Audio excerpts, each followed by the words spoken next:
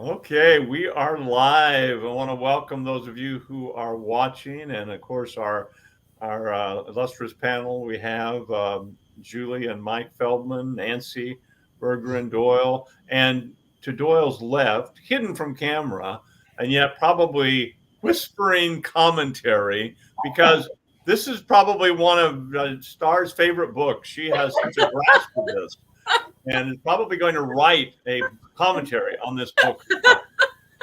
I'm going to be in so much trouble. Anyway, chapters 5 through 8. It's There's a lot to absorb in this, and Julie mentioned before we went on having read it just a couple days ago, and then it's like you look at it and did I read that? There is just a lot to absorb. So I think we'll just kind of jump in, but I don't want you to feel as a panel, I don't want you to feel locked into the questions. So, but this first one, I'm interested to know what impressed you in this conversation between, I'm going to quote C.S. Lewis, the fat ghost with cultured voice, and Dick, the bright spirit, because they knew each other, right? On Earth. What struck you about this conversation between these two? Can we plead the fifth on every question?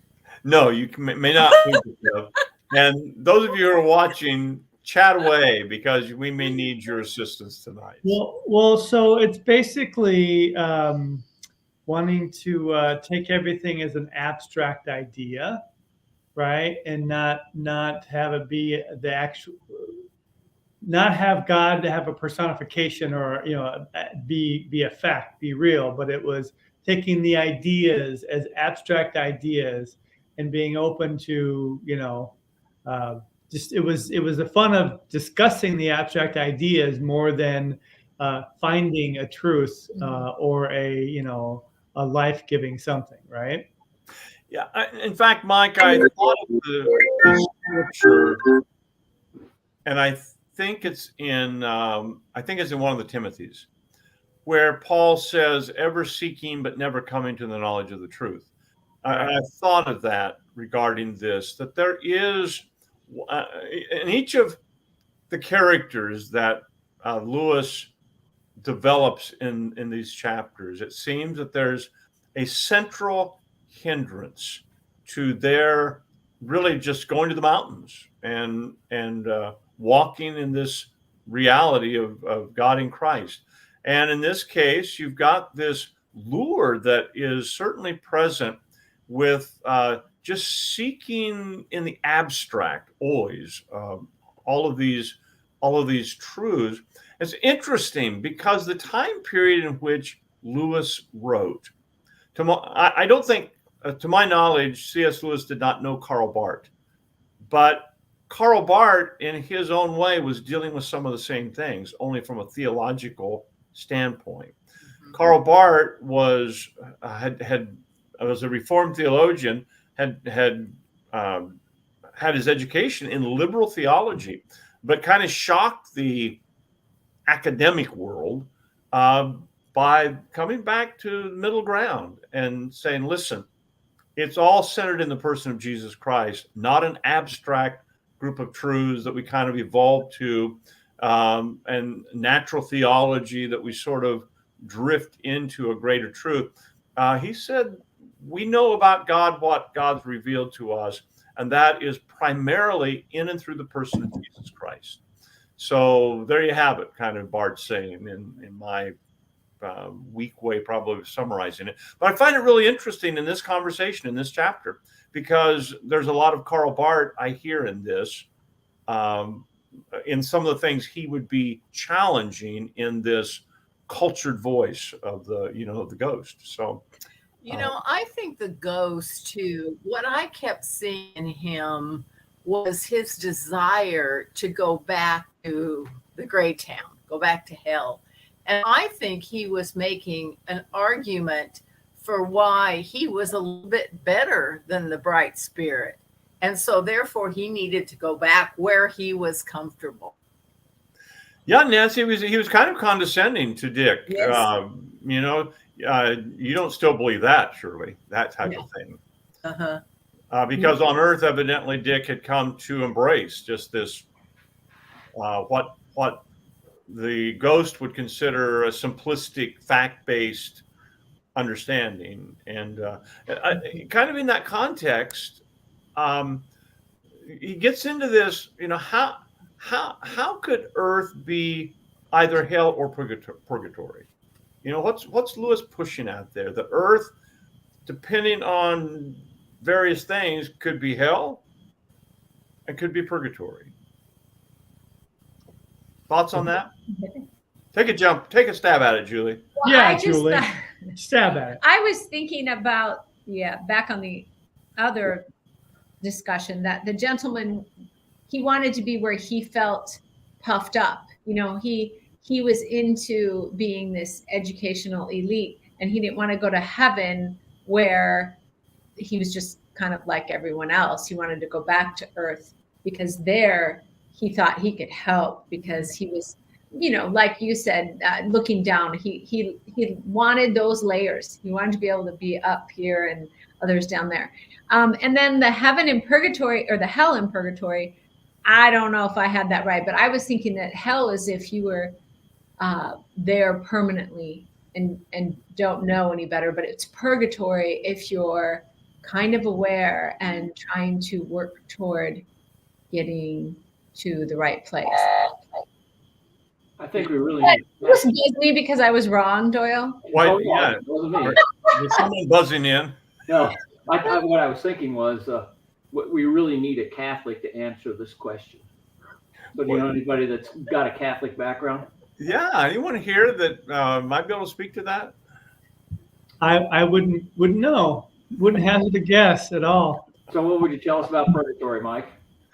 Well, I think if we go back to Lewis's opening, where he talked about it's in looking back on something from your ultimate destination that you interpret what that thing was, right? So if you're looking back on Earth from heaven, you view it as purgatory and a step towards heaven. If you're looking back on it from hell, you're viewing it as a continuation of hell. Mm-hmm. So ultimately, that I think is his point. But I wouldn't want to speak for him.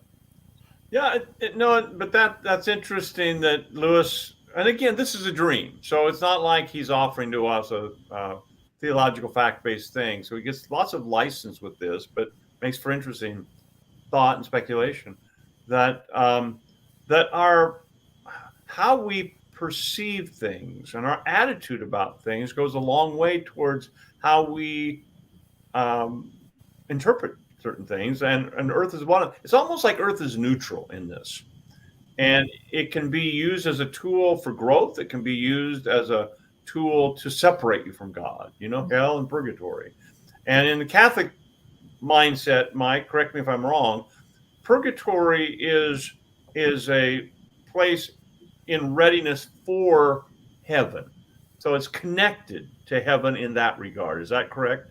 According to the papal encyclical of 1964, that would be correct.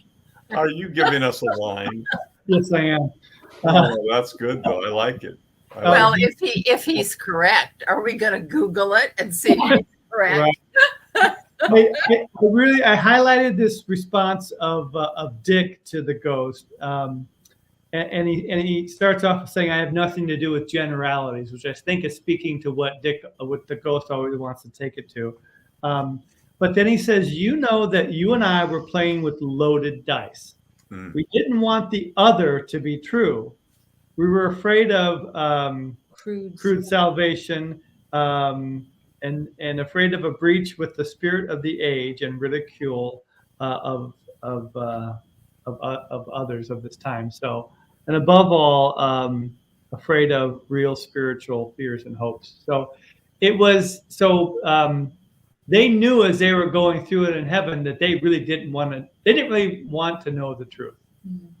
So they were playing with loaded dice and weren't really ever after anything that would change them at the core, right? Yeah, Mike, it strikes me that I'm going to turn real quickly to chapter the last part of chapter 5, because I think to that point, when Dick tries to kind of change his tactics and invites the ghost, come with me to the mountains, because the ghost intimates that my religion is very meaningful to me, and so okay, then I don't want to argue with you. Just come with me to the mountains, and the response of the ghost is basically he wants God to fit into, see if you think this is correct.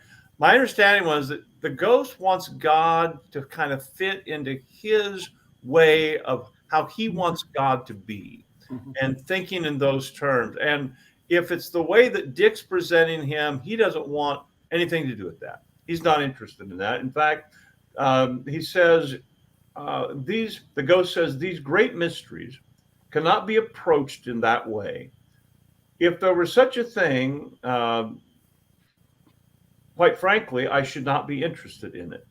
Well, so to your point that he's not seeking for truth, he's trying to mold it into his image, as it were, right? Yeah, on page 41 of my book, he says the ghost says, "I must." He asks if it will leave me the free play of mind, and the Dick, the solid angel person, replies, I love this: "Free as a man is free to drink while he is drinking, he is not free still to be dry." Yeah. And the ghost says, "I can't make anything of that idea." Yeah. Right? Right. Yeah. I mean, it's like, I choose to be drinking, and by choosing to be drinking, I can't be dry any longer. Mhm. So I am free, but by the fact that I chose this path of freedom, I can't do this. And it's like, well, I can't make any sense of that.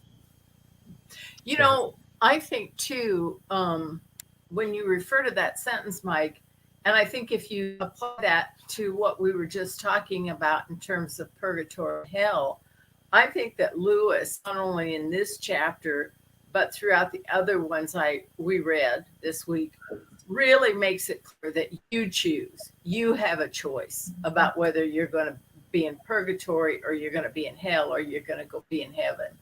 And if I were going to list the overall themes of this book, that would be one of them. And I think that the ghost that Dick was talking to, he made his choice. And just like all these people do. Yeah, and it kind of goes to the question, Richard, you have in a little bit about why didn't you help us more? Yeah. That goes exactly to your point, Nancy. Well, let's move into chapter 6.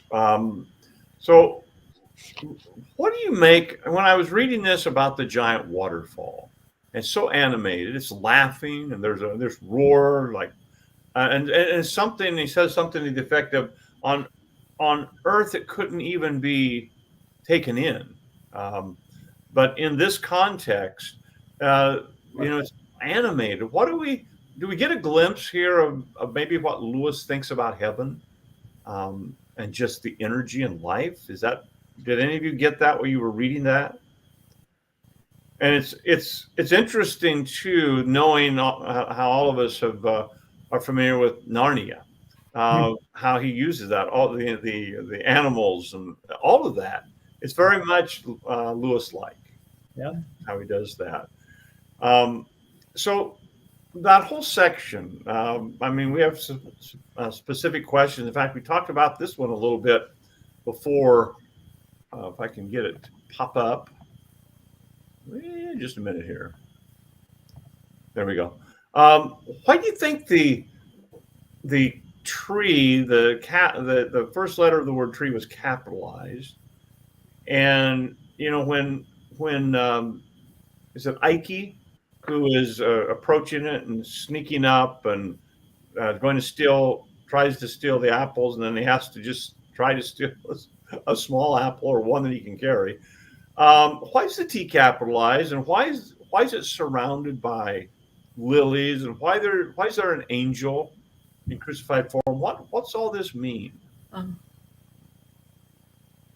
I've been talking too much. Nancy's got the answer.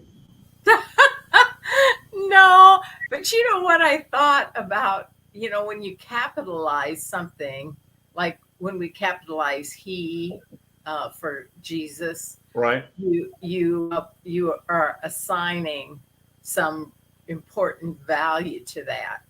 And of course, when I hit the tree and apples, I immediately think of Adam and Eve and Yes.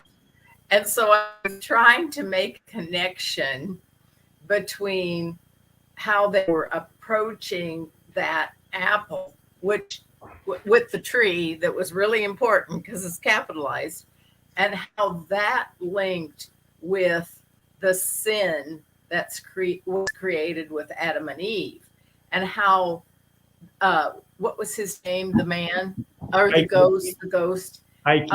how he was trying to take those apples, but the burden was too heavy. He couldn't do it. And he was taking those apples for his own personal satisfaction, just like Adam and Eve. That's all I've got. It's yeah. Did anyone else make that connection? I didn't get the Adam and Eve thing. That's good. I did get, he was trying to, he saw the allure of what Christ offered. And he was trying to, I don't want to say appropriate it, but he was trying to take it without the covering that Christ gives us, but allows us to be able to lift that, right? Mm-hmm. So the burden was too heavy to lift the apple because he hadn't allowed Christ to cleanse him, right? And so he couldn't. Plus, then the Christ-like angel figure said, "It's useless to you where you're going. Why even try if you're not willing to stay here and let me do this for you, right?" And when the reality was that on earth, that's what he knew. So they saw they see the allure of it, but aren't willing to accept the grace. I guess, is that it? Well, I think that one of the great ironies of the Genesis narrative with Adam and Eve is that they already had what the enemy was offering to them. Yeah. And they chose to then go this other route that then became a torturous route, which is revealing when it says then that Ike was trying to get this apple back to the bus, and it calls it his Via Dolorosa. Yeah. I mean, it's just ripe with all this symbolism. And the tree, Nancy, to your point, I think it involved both the tree in the garden and the tree of paradise with the water, the tree that feeds the nation. So it's us like this.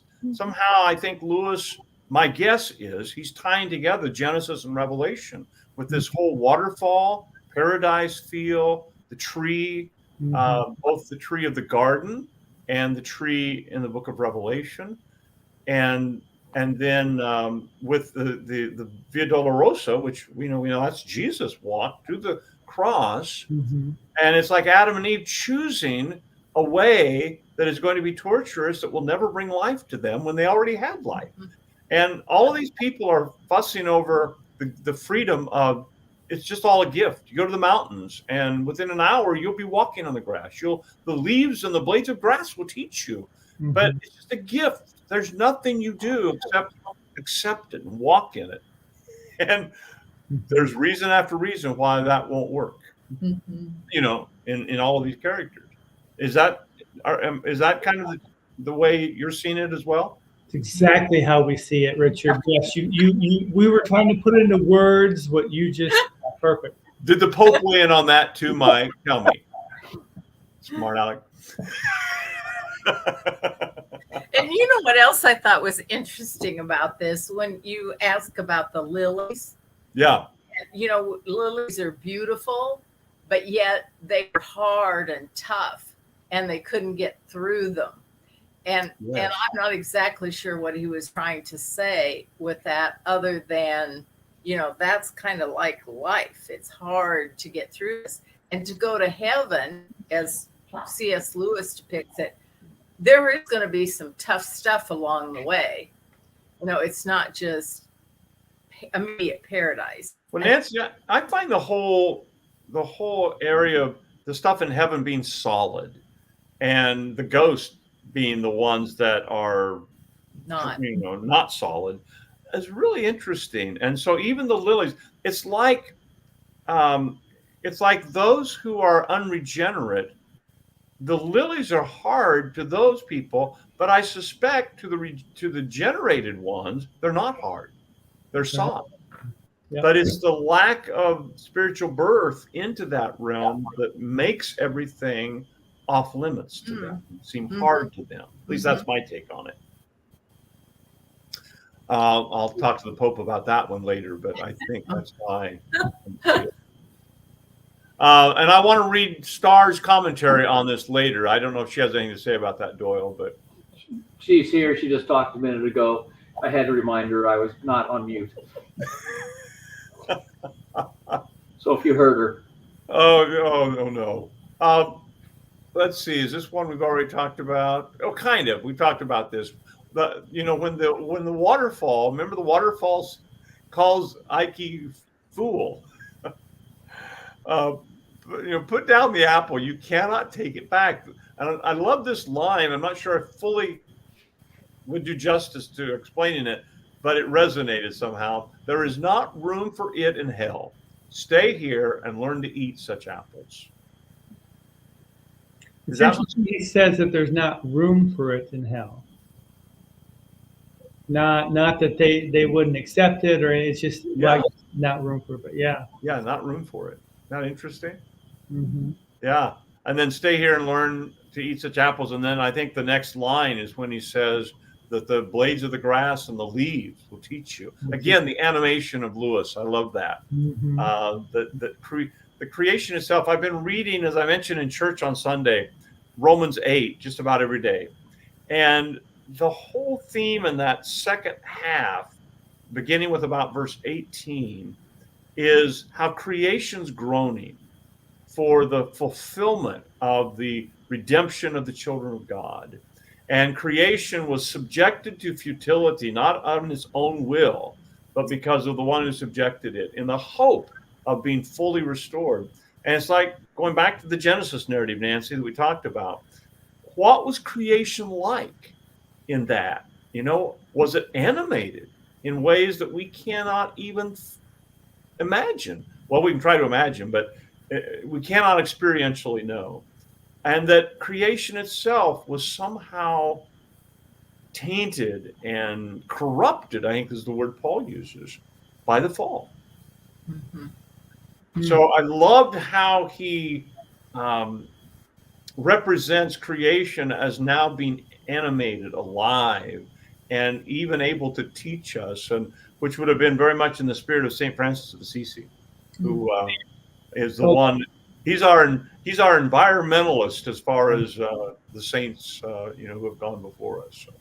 But he also talked about on the waterfall that we didn't have the senses to perceive the fullness of the waterfall on earth, and he was so it's not just that creation was tainted, but our ability to perceive how we perceive it, God, and the truth is diminished, right? That's so true.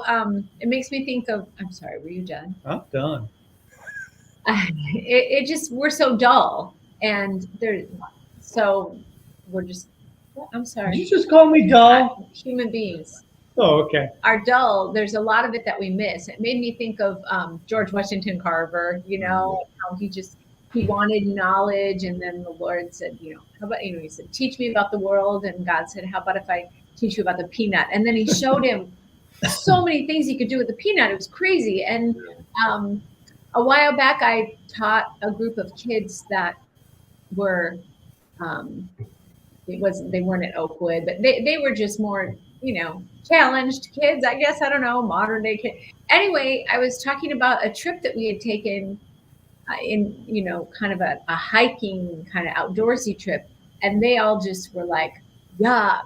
They thought that sounded terrible. They wanted to just be at home and play on their game stations over their Christmas. I mean, I think I was talking to them about, what are you going to do this summer, and all they wanted to do was play on their game stations. And I was like, oh, what about, go outside? And they didn't even want to. And I just think we've just don't have a proper appreciation for everything there is, even here on earth, let alone to be able to perceive it in heaven if we're not ready yet. That's pretty good comparison, I think, of even in this book, how hell and all of its grayness was something they still wanted to return to rather than do that because it seemed too hard, or they were suspicious about it, as we'll talk about in the next few questions with chapter 7 and 8, or the woman, the too vain, I guess you would say, to be seen naked by everyone and what she called naked, in spirit form like that. So yeah, I think isn't that why Jesus said, "All of you who thirst, come to me"? There has to be thirst and hunger that draws people to Him, and I don't think, and we've seen it in these chapters, you cannot argue people into heaven. If there are legitimate questions, I think you can help answer, and kind of like Tolkien did with Lewis in the pub group. But otherwise, I don't think you can argue people into revelation. It has to be the law. Rich, to quote scripture, we are like a dog returning to its vomit.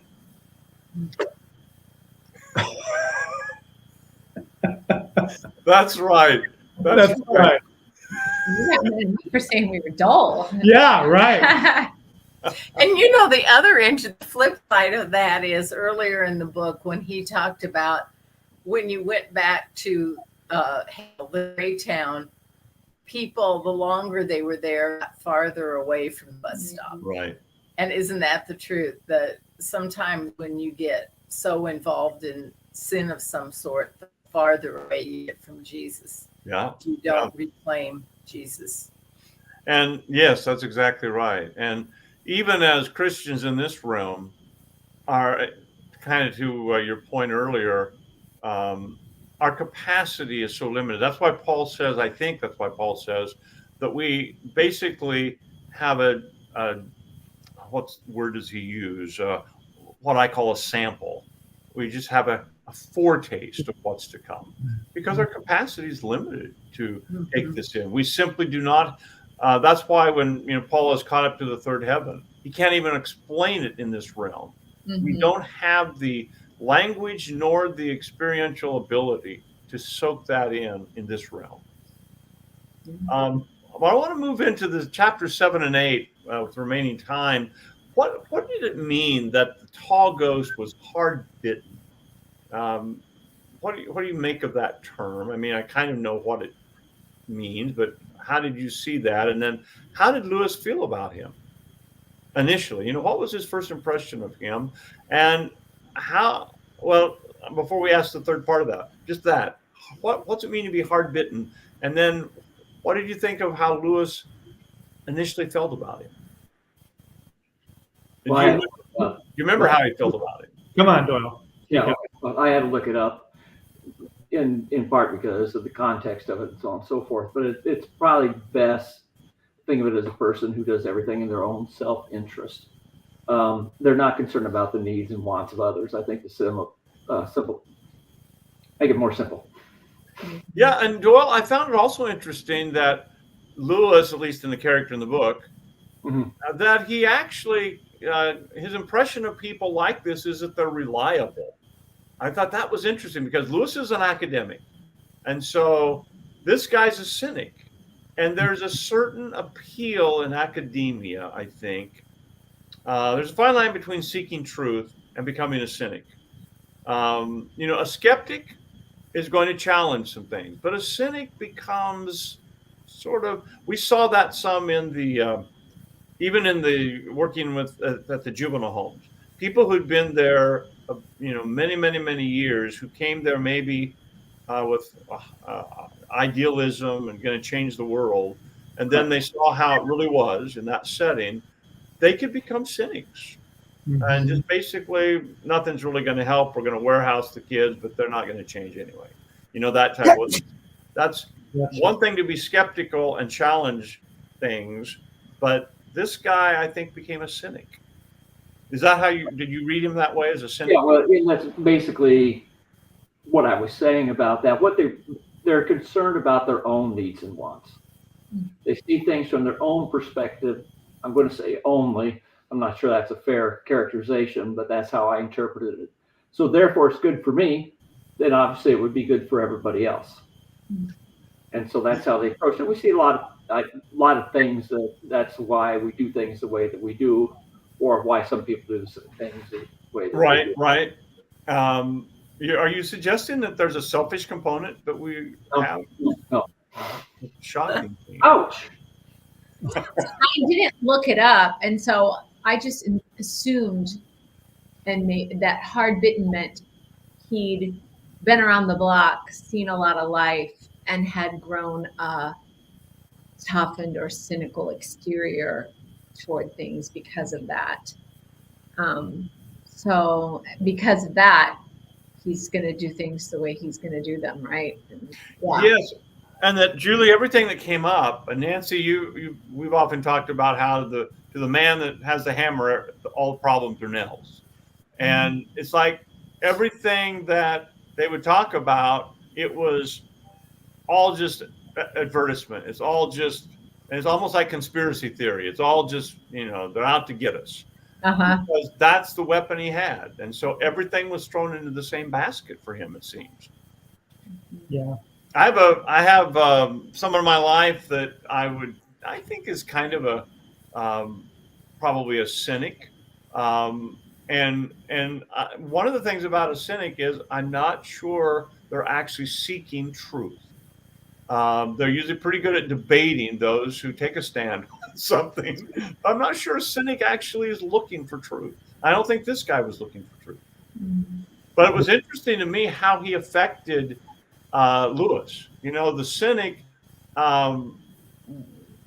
created some questions. I think one of the turning points for Lewis in this chapter, remember when he talked about it hadn't rained and it was beautiful, but then he talked about, but when it does rain, it's going to just pour holes through you.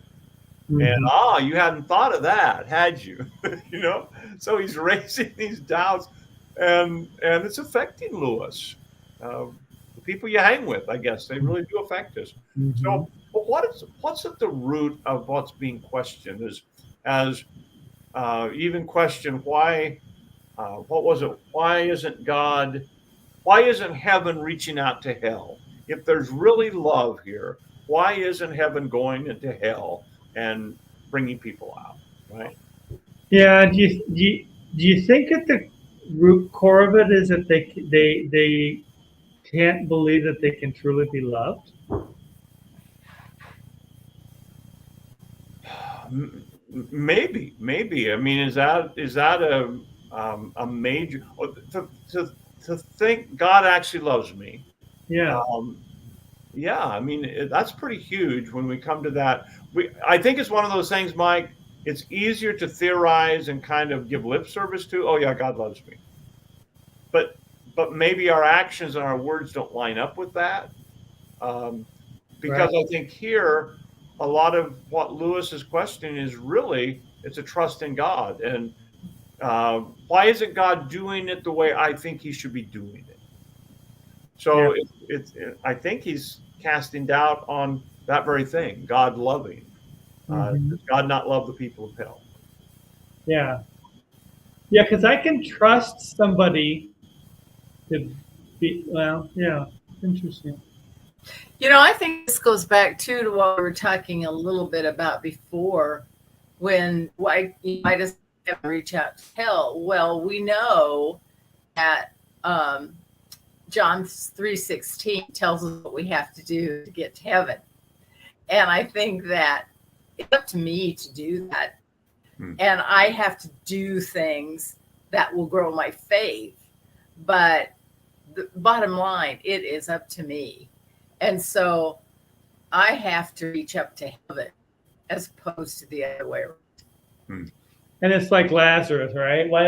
Just to send an angel to Lazarus so he'll know, right?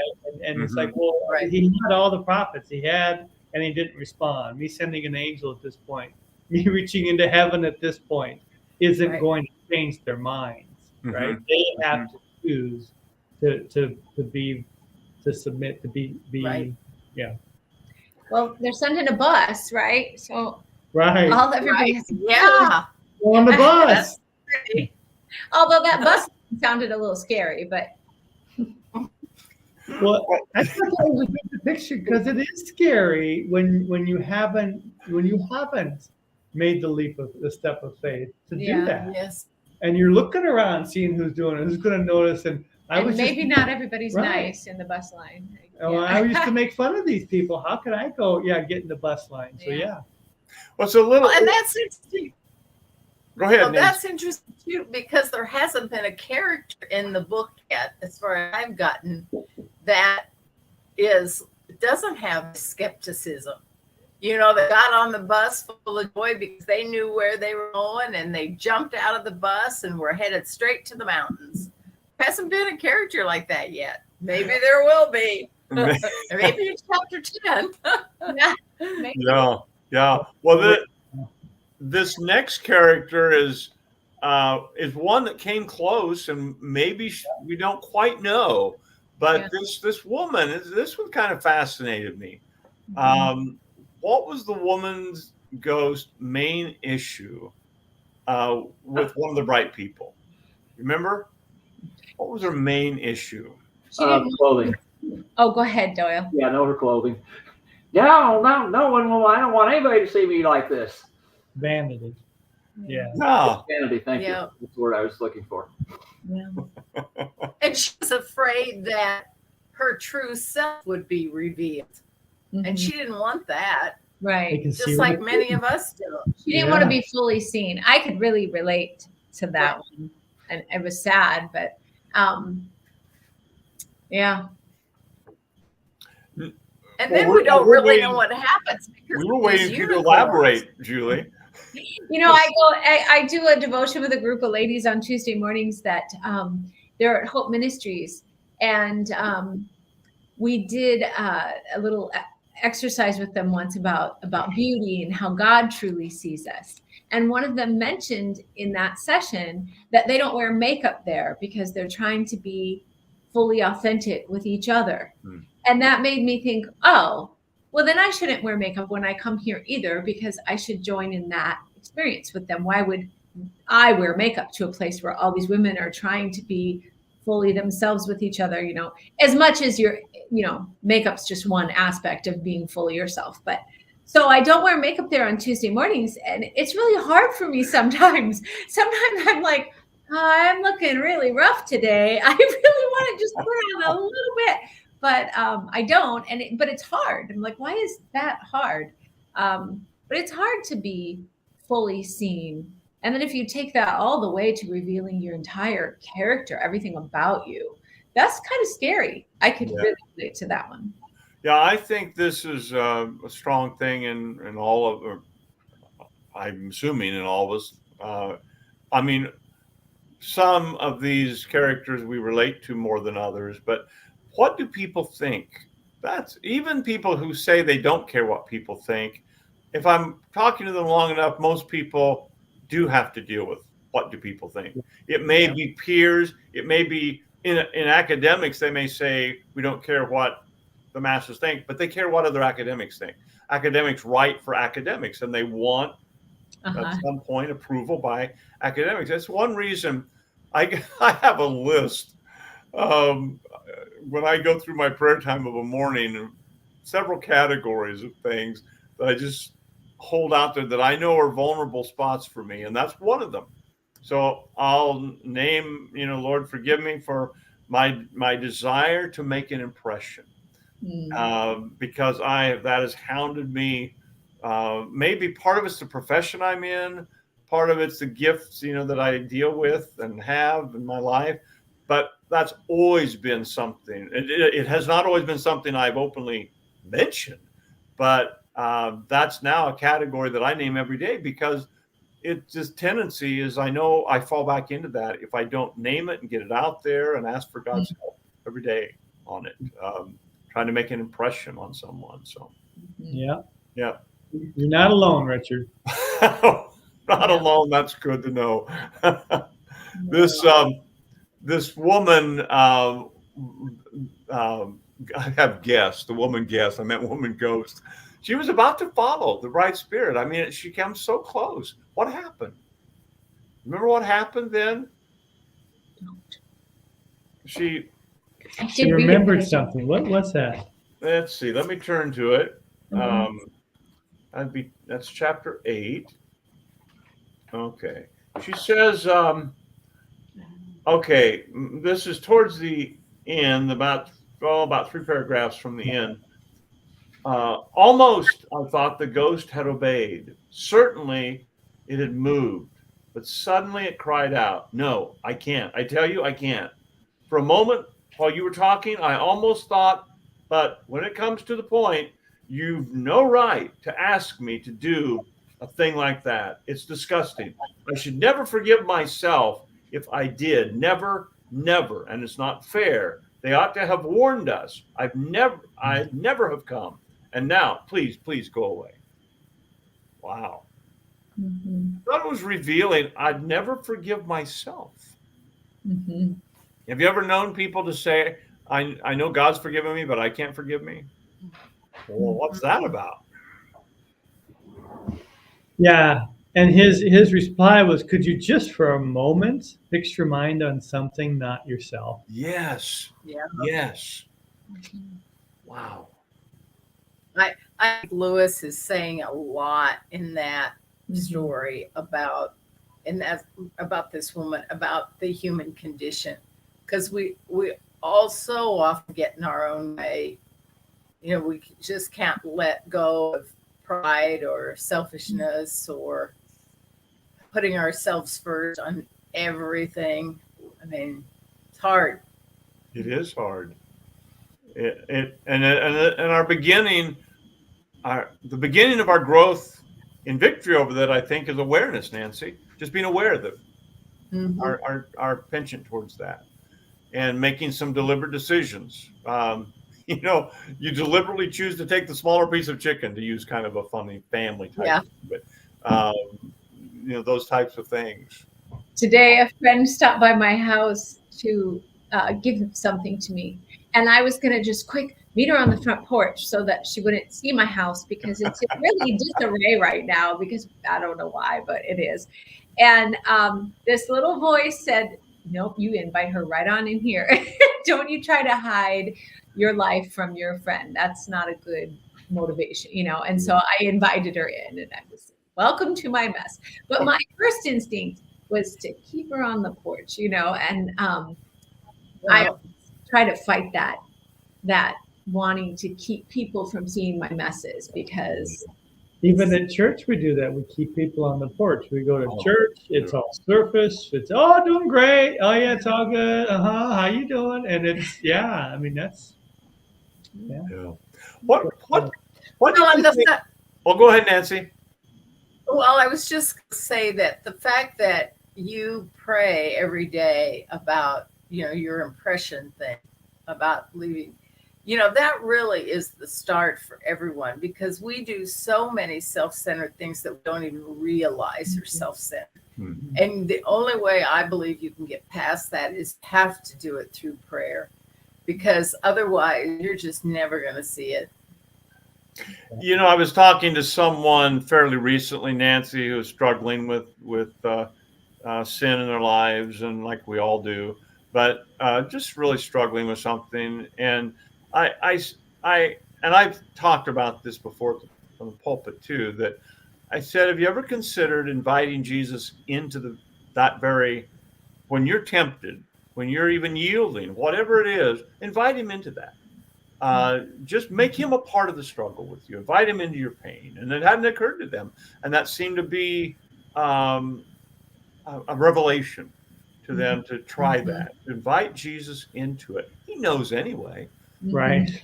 We try to hide it. Duh. So it somehow seems empowering when we yoke with him in the midst of our human temptations. So, what? Oh, I go ahead, can't Mike. figure out the unicorns. Could you help me out? That's good. Thank you. Tell me about that. Why? Why do you call for a herd of? What if I could? I don't know. $1 for every time I called for a herd of unicorns. Right, with red nostrils and eyes, and they were preparing for some battle, some other. I mean, I don't know what that symbology is. What is it? Well, And mythology. What, Nancy? No, I was going to say, and the funny thing about it was it reinforced the woman's fear, and it even reinforced the narrator's fear, and about, okay, maybe I go back to the bus, because they generated fear. And so I wonder if that's something we'll learn more about later on in the book.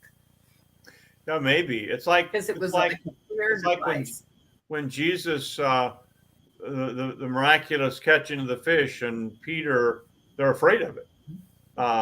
You know, that the miracle of that, Peter falls at his feet and says, "Depart from me, I'm a sinner." Right. So to be exposed to the holy, that which is a cut above.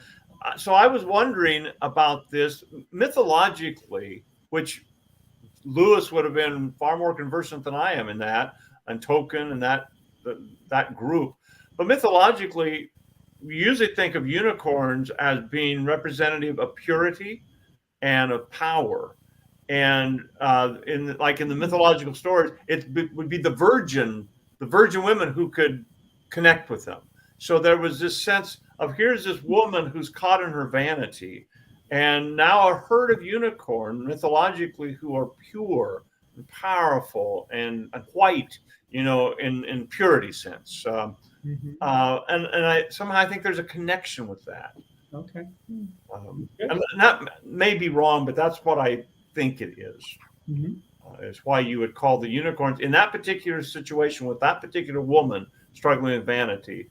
You call the purity and the power of the unicorns. And that could have been the last attempt to get her to think of something other than herself. Yeah. And it leaves you wondering, because, you know, Lewis goes on, but he leaves us with he doesn't know what she did. Right. Which makes me think, maybe. Yeah. Maybe. You're telling me there's a chance. You're telling me there's a chance. Yeah, wait, let's end on a high note, right, Mike? Yeah. Oh, any other final thoughts on this? Chapter 9 is loaded with stuff, and it's for this book, a fairly lengthy chapter. So yeah, it was a good chapter. Yeah. Any final thoughts, Doyle? Yeah, Mike, it's been an interesting read, but one of the key takeouts that I've gotten, and especially from this chapter, is that we talked about, well, you're going to go to heaven, you're going to go to hell, and now you're down in hell, and you're there. Lewis seems to be saying quite the opposite, because the people are in hell, and now they have been brought out of hell, and they've been taken to a place, which we'll call purgatory, for lack of a better term, where now they have an opportunity to get in heaven. Not only do they have the opportunity, but they have someone who's telling them the things that they need to do to get in heaven. And so basically what they need to do is just say yes, but they choose hell. Now, hell isn't a place where they're constantly being poked by demons and things like that. It's just a place that isn't perfect. Yeah. A place where they can continue to act like they've acted and be around all kinds of other people who are also acting in the same way. And so they can be grumpy with people and those people can be grumpy with them. And that's apparently, at some level, their sense of heaven. Hell is kind of them being left to their own devices, isn't it? Yeah, it is. And it's interesting that when we're all left to our own selfish desires, what happens? Everyone ends up getting farther and farther removed from each other. Every person makes their own castle. Yeah. Keep everyone that annoys them, which is everyone else, away, and everybody just keeps spreading out. What's interesting is the thought of having to spend eternity the way I am with all of our But the point is that you create your own hell. God didn't create your hell. You create your own hell. Yeah. Yeah. Yeah, it's interesting. In treatment, we used to talk about when we would, and I've said this before, but that you'd offer a way of healthy living to some of these young ladies, and they just weren't interested because they found it boring. Healthy boys Yeah. were boring to them, and it's a little bit like this. Is heaven just isn't their fancy, because as sick as hell is, that's what they know. That's what they're comfortable with. Yeah. And so this book is really about the unwillingness to submit to God's gift and grace, and holding on to self as Yeah. the Going center. back to And where that- I started, even though they're at that point now, if at some point in this story at least, they can come out of there, hop on the bus, and have another shot at heaven. And But Doyle, and I think that's right. But also, those who stay in hell long enough, like Napoleon, get so far removed from the bus Right. that it becomes virtually impossible to make that trek again. but why are they so far from the bus? Because they chose to be. Right. So Yeah. it was still their choice. Yeah. To Nancy's point. But it's not a loving God. You know, the way he's presenting this is it's not a loving God that's choosing to put them there. It's God continuing to give them what they want, their choice. Yes. And their Yes. choice to get further and further from God. Well, and the interesting thing on the other side of that is that the folks are in heaven that we're seeing described in the book haven't even been to the mountain yet. Right. So it's like they're making choices before they see the full impact.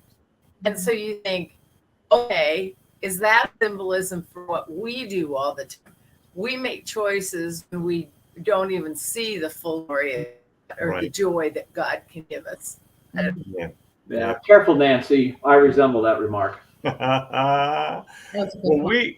we'll be meeting next Tuesday night, and then we're going to take a Tuesday off, and then we'll finish up the following Tuesday, which is, I think, the first Tuesday in January. Mhm. Yeah, I know it. So it'll be next year after that. So we'll meet next week. Next Tuesday will be our third one. We'll skip Christmas week one, and then we'll meet in 2024. Okay. You all have been great. Thanks for helping me unpack this. This has been super. Those of you watching and who will watch, thanks so much. God bless you. I hope you're enjoying the discussion and the read. Okay, beloved, go with God, and God will go with you. Amen. Good night. Night. Amen. Bye.